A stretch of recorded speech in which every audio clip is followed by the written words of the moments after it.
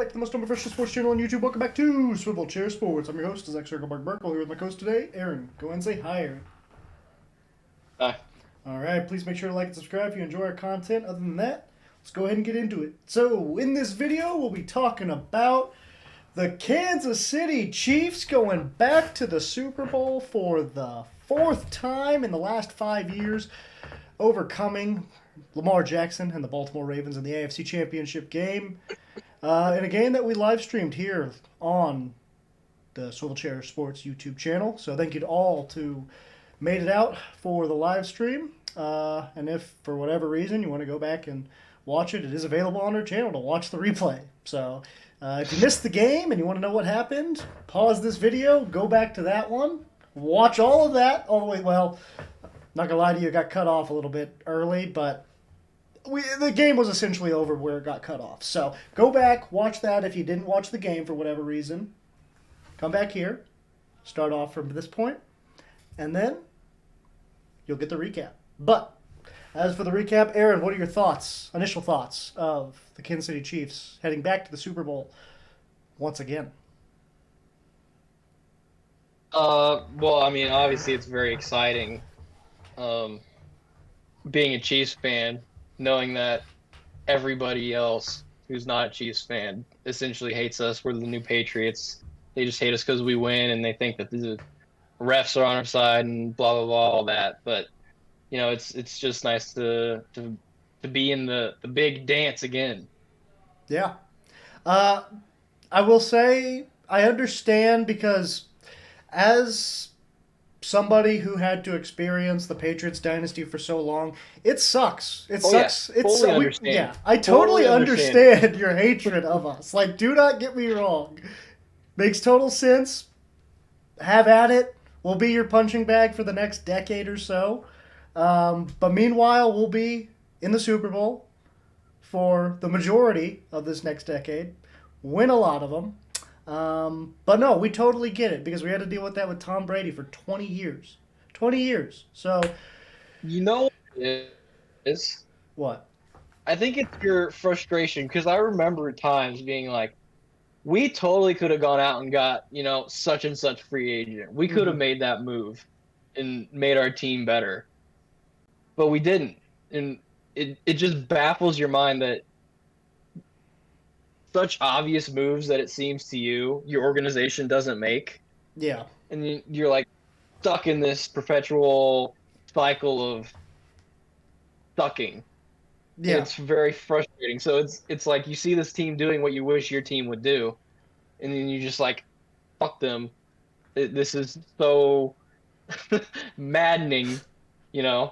So I totally get it. Yeah. I mean, I realized that, I think this was yesterday when I tweeted this out. A decade ago, you know where we were at a decade ago as a franchise? Probably like 2-14. No, that was 12 years ago. A decade ago, that was 2012. A decade ago, we were about a month removed, a little less than a month removed, from the second biggest playoff collapse in NFL history at the hands of Andrew Luck and the Indianapolis Colts. 10 years later, we're now heading to our fourth Super Bowl in the last 5 years. So I was at La Quinta for that game. And by the way, at that point, when we lost that game to the Colts, we still had not won a playoff game since Joe Montana was under center in 1993 or whatever. So for all of you out there rooting for, teams that haven't had playoff success in the last 10, 15, 20 years, it just takes one guy. It really does. So, in my opinion, go into this draft, hope your team can get maybe Caleb Williams if you're the Bears, maybe Drake May if you're like the Commanders or the Patriots. Well, no, screw the Patriots. The Patriots don't need any more success. But if you're the Commanders, it only takes one guy, and he doesn't always have to be the most highly touted guy coming out of college. Mahomes wasn't. Mahomes was drafted, I think, 10th overall, 12th overall, something like that. Came in, turned a franchise that had won, I think at that point we'd finally won a playoff game since Montana, but a team that had never been to the Super Bowl since Lynn Dawson, and takes us to 4 in the span of 5 years. So it just takes one guy, guys. But in the meantime, I understand your hatred. We'll take it. Have at it. As for this game, I don't think it was a case where Baltimore can look back. And I know you weren't saying this. I don't think it's a case where Baltimore can look back and be like, man, if we just had like this guy or this guy or this guy, we would have won this game. It's as simple as if we would have showed up, we might have won this game. But Baltimore, for whatever reason, didn't show up on both sides of the football in the first half, and then on the offensive side of the football the entire game. How much blame do you think Lamar Jackson deserves for that? I don't know. It's tough to say. I think it's partially him. He can only do so much. I think part of it's play calling. I mean, they only really ran the ball like 6 times. So I have a theory and from on one that, of the league's best rushing team. Why do you only rush it 6 times? Yeah. It's not like the Chiefs were out to a big lead. I mean, the biggest lead was 10? I believe so, yeah. I don't know why they gave up on the run so quickly. And then it's not like I don't know if they were trying to make a point with Lamar Jackson, give him confidence or whatever, but it completely backfired. Yeah. Because every time a good defense has made him beat them with his arm, it's not worked out and they've lost, especially in the playoffs. So that last thing you bring up is actually my whole theory behind this, and I had mentioned it going into in our preview or prediction video before the game. Everybody had been talking about, the Chiefs let up about 200 rushing yards against the Bills the week before.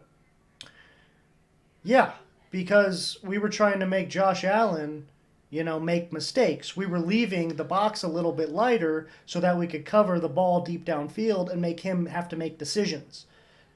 In this game, what we do? We stacked the box a little bit more. The Ravens went away from the run, in my theory, partially because of that. Maybe not entirely because of that. But I think partially because of that. And, we, like you said, tried to made them have Lamar try to beat us with his arm, which, I mentioned this before, is not something he's incapable of doing, but definitely not the play style that wins you the most amount of games, in my opinion, or that sets you up best for success, I guess, is the better way of putting it. And so I think part of it was, they probably should have called a little bit more runs, but I think part of the reason they weren't is because the Chiefs were prepared for that. They were trying to push them to throw the ball by whatever scheme Spags was drawing up. I think it played out perfectly. Yeah, I mean, the defense played great, especially that second half. Yeah.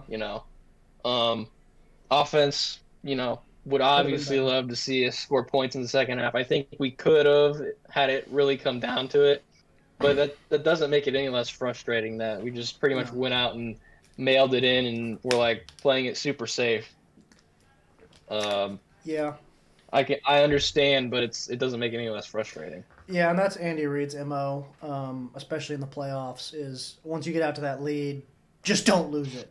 Don't lose the game is seemingly how Andy Reid plays, as opposed to, all right, we're going to win the game. No, it's okay, now don't lose lost the game. in playoff games in the past. Exactly. He's just Which is almost why I would prefer go into halftime losing. Right, well. As crazy as that sounds. Yeah, no, I mean.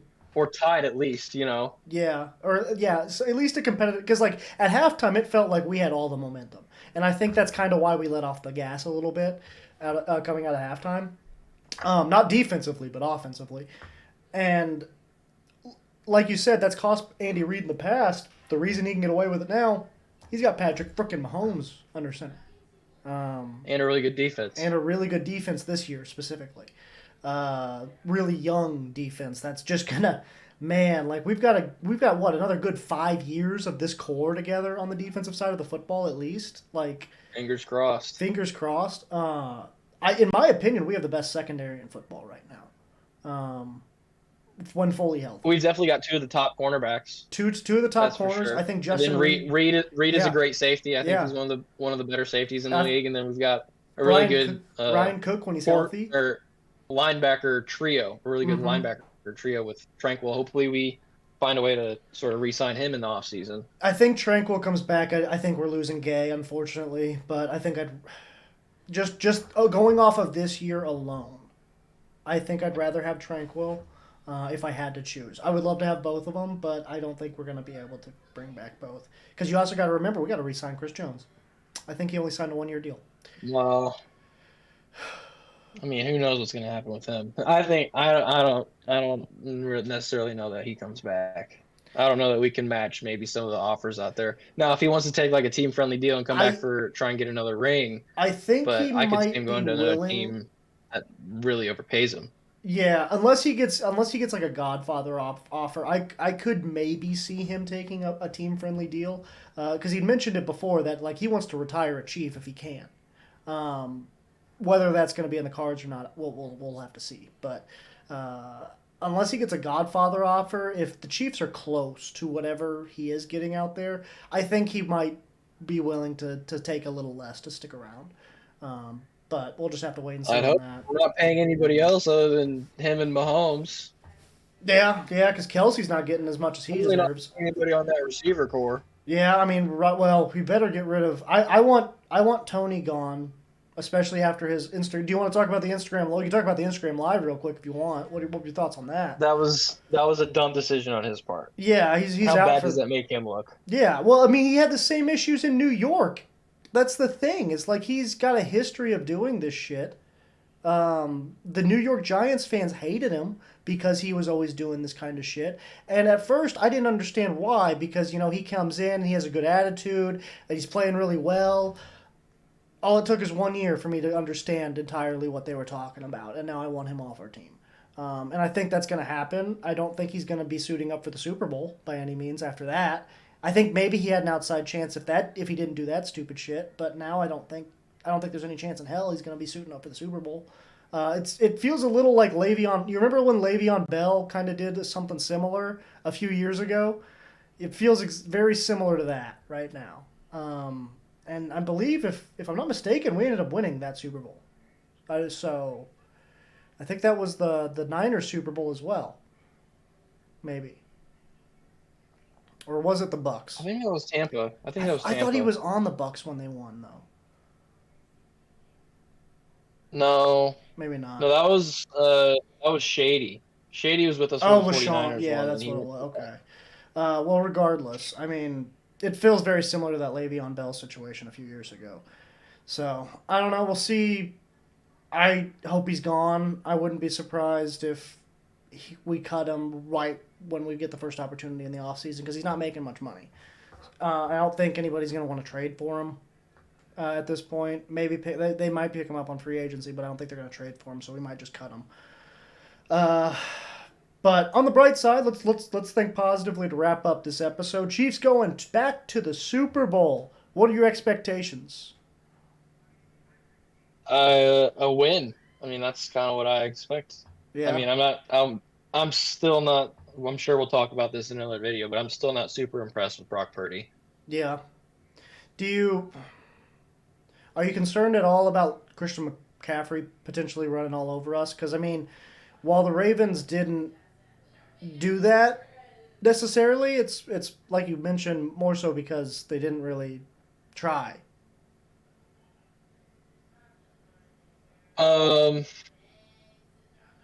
No.